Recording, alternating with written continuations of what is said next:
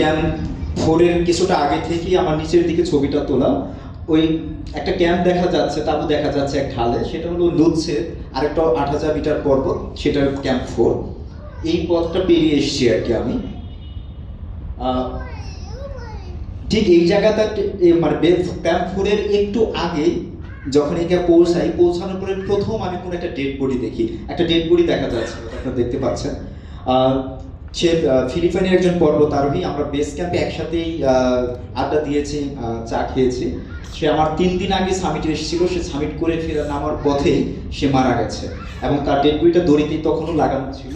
আমরা এখান থেকে জাস্ট দড়ির এখান থেকে অ্যাঙ্কারটা ছটিয়ে আমরা ও পাশে গিয়ে আবার অ্যাঙ্কার করি। তো এটাই আমার প্রথম মানে কোনো ডেড বডি ছিল যেটা আমার দেখা, এবং খুব কাছ থেকে দেখা, যে এবং পরিচিত একজন মানুষের ডেড বডি দেখা। এরপর আমরা ক্যাম্প 4-এ চলে আসি। এটা হলো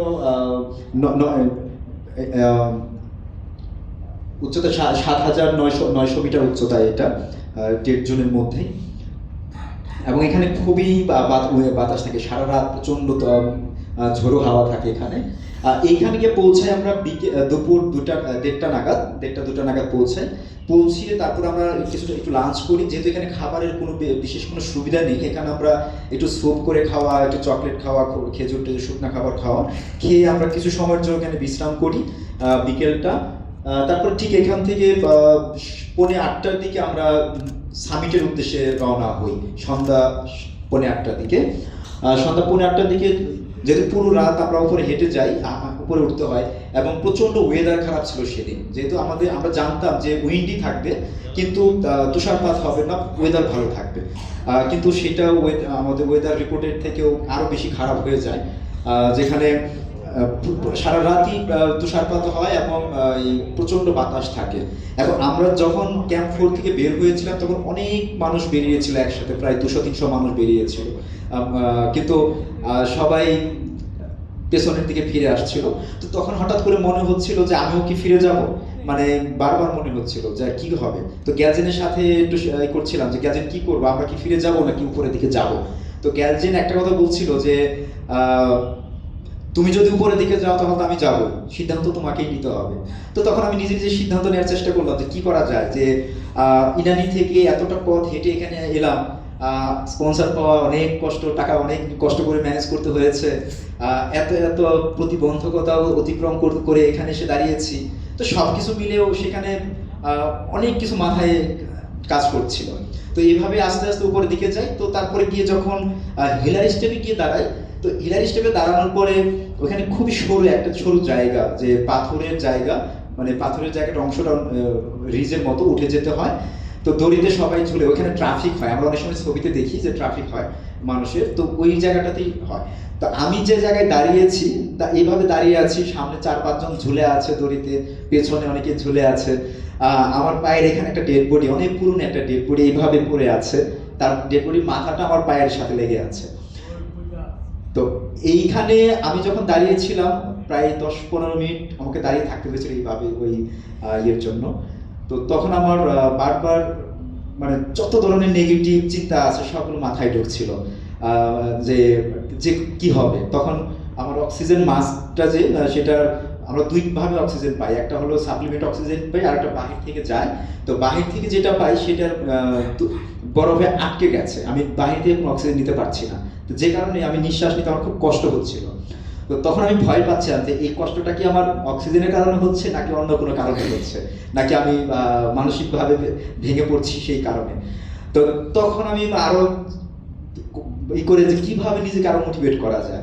তো তখন কি করছিলাম যে বারবার নিজেকে মোটিভেট করছিলাম যে বাংলাদেশে সবাই আমার জন্য তাকিয়ে আছে, সবাই আমার জন্য অপেক্ষায় আছে যে আমি চূড়ায় উঠবো।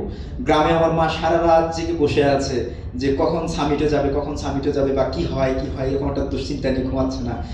এখানে আরো যারা ছিলেন, শম্পাপা, এরা তো সারা রাত জেগে বসে আছে, মুহিত ভাই, সবাই দুশ্চিন্তায় আছে।